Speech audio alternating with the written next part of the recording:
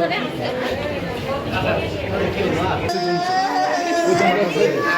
জায়গায় যে পায়ের ছাড়া, এই জায়গাটা ইলেকশন আপনারা আমরা দেখতে পারেন, সমস্যা নেই, আপনারা আবার দেখতে পারেন।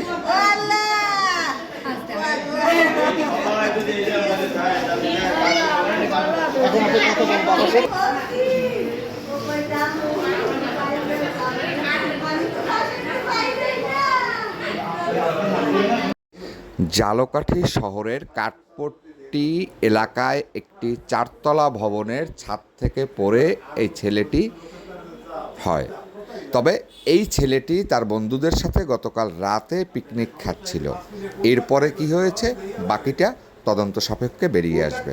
তবে ছেলেটির বাবা বিদেশ থাকে এবং এই ছেলেটি এসএসসি পরীক্ষার্থী ঝালকাঠি টেকনিক্যাল স্কুলের।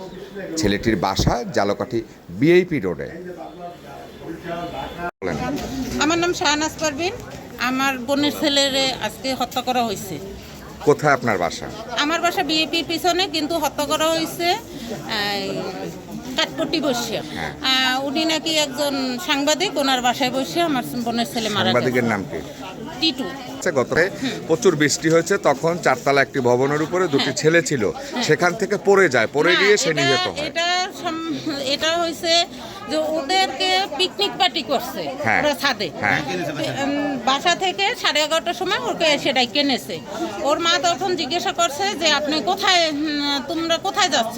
বলছে যে আন্টি আমরা পিকনিকের অ্যারেঞ্জমেন্ট করছি, আমরা ওখানে যাচ্ছি। তারপরে বলছে যে এত রাত্রে নিতে আসছো, তোমাকে তো এখন মার দেওয়া উচিত, কারণ এত রাত্রে ছেলে মেয়েরা বাহিরে থাকবা কেন তোমরা? আর যে নিতে আসছে সে কত বয়স? ওর সাথে বয়সের ডিফারেন্স, দুইজন ফ্রেন্ড নিতে আসছে। তখন ছেলে বলছে যে আম্মু তুমি রাগ করো না, আমি একটু পরেই চলে আসব। তারপরে বারবার ছেলেকে ফোন দেওয়া হয়েছে। ফোন দেওয়ার পরে সে বলছে যে আম্মু আমি আসতেছি। তারপরে আনুমানিক 1:30টার পরে ওর মা যেটুকু বললো আমাদের যে আনুমানিক 1:30টার পরে আর ওর যে ফোনে ও ফোন দিছে আমার বোন, সেই ফোন থেকে আর ফোন ধরছে না, রিসিভও করে না। তারপরে রাত্র 4:45টার দিকে পুলিশ ফোন দিয়েছে আমার বোনকে যে আপনার ছেলে মোটরসাইকেল অ্যাক্সিডেন্ট করছে, আপনারা একটু আসেন। তখন ওনারা রওনা দিয়েছে বাসায় দিয়ে রওনা দেওয়ার পর পথে পুলিশের সাথে দেখা হয়েছে। বলছে যে এমার্জেন্সিতে আছে, আপনারা এমার্জেন্সিতে যান। তখন বলছে আমার ছেলে কি আছে? বলছে যান, আপনারা এমার্জেন্সিতে যান, সমস্যা নেই। এটা বলছে পরে আমার বোন আইসা ছেলের খোঁজ দিয়ে আছে। যখন পায় নাই তখন আমার বোনের মা, আমার ফুপু, তখন এই পাশে রুমে আইসা দেখে যে ছেলের ওই অবস্থা। কোন শ্রেণীতে পড়তো, কোন স্কুলে পড়তো, নাম কি, বয়স কি? টেকনিক্যালে পড়তো। ওর বয়স আনুমানিক 17 বছর। ওর বাবা কি করে? বাবা বিদেশে থাকে। কয় ভাই বোন? 2 ছেলে। ও বড়? হ্যাঁ, ও বড় ছেলে। তো এটা আপনারা কি হত্যার চোখে দেখছেন? হ্যাঁ, এটা আমার বোনের ছেলেকে যে বাসায় পিকনিকের উদ্দেশ্যে গিয়েছিল সেই বাসার মালিকের বক্তব্য কি বা তার শেষ কথা কি? তাদের বক্তব্য আমাদের সাথে তাদের কথা হয় না। তারা কি কেউ সদর হাসপাতালে এসেছিল? তার ছেলের মা আসছিল, আমরা শুনছি, আমাদের সাথে দেখা হয় না তাদের। কিন্তু আমি জোর দাবি জানাচ্ছি যে এই খুনের উচিত ছিল না। আমার বোনের ছেলে সেখানে খুন হয়েছে, সেখানে তো আমরা ওদিকে যাওয়ার চেয়ে আমার ইম্পর্টেন্ট এখানে থাকা। আপনার বোনের ছেলেকে গতকালকে রাতে যখন বাসা থেকে নেয় তখন পিকনিকের কথা বলে, তো আসলে আপনার বোনের ছেলে সেখান থেকে লাশ হয়ে ঝালকাঠির সদর হাসপাতালে মর্গে পড়ে রয়েছে। পুলিশের কাছ থেকে আপনারা জানতে পারেন একাধিকবার ফোন করার পরও সে ফোন রিসিভ করেনি কিনা।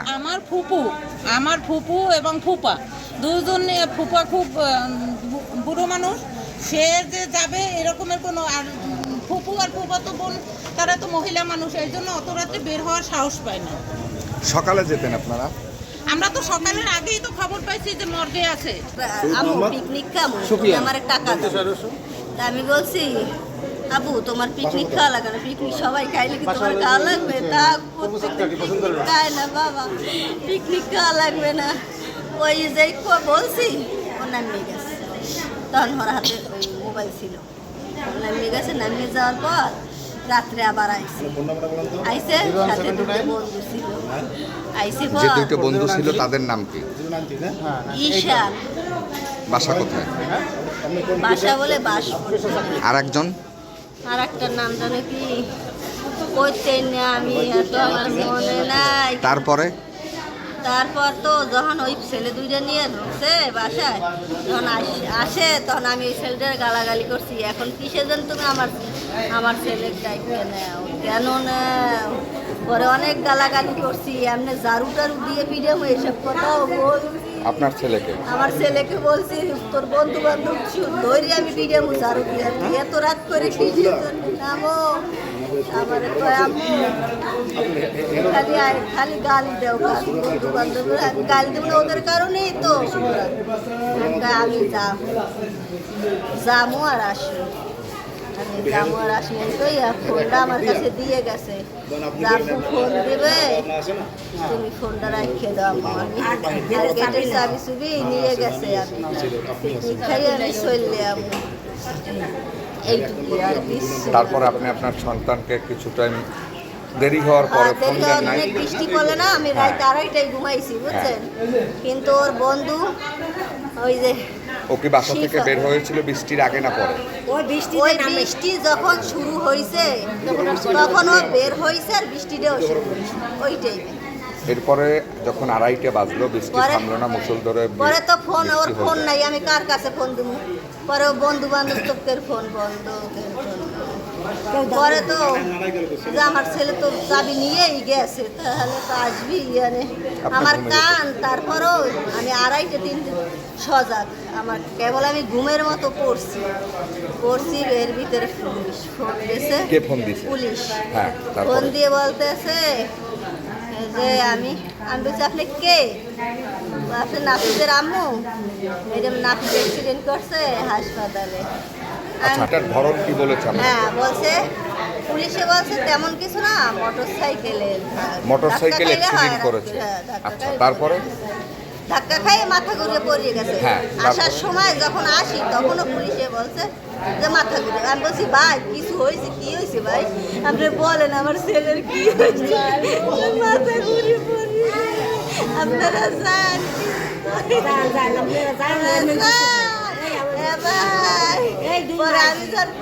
পরিচয় জানছি আপনার কাছে, আমি পুলিশের লোক আপনাকে মুঠোফোনে বলছে, আসলে সে তো পুলিশ সদস্য ছিল।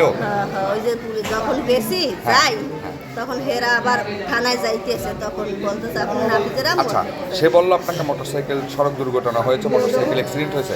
তা আসলে এই লাশটি পুলিশ সদস্যরা কোথা থেকে উদ্ধার করেছে এ সম্পর্কে কোনো তথ্য বা মেসেজ আছে? আমরা এইখানে এসে শুনছি ওই যে মানুষের কাছে, যে পুলিশের কাছে, পুলিশ তো এসে আমরা পাই নাই, কারোরই পাই নাই, সব ফাঁকা, খালি পাইছি কয়টা বন্ধু বান্ধব আর কয়েকজন এইখানের লোকজন।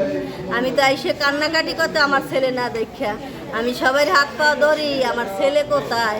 আমি মনে করছি কি হয়তো আমার ছেলে অ্যাক্সিডেন্ট হয়েছে, হয়তো হাসপাতাল বিদ্যালয়ে আছে, নাইলে বরিশাল নিয়ে গেছে।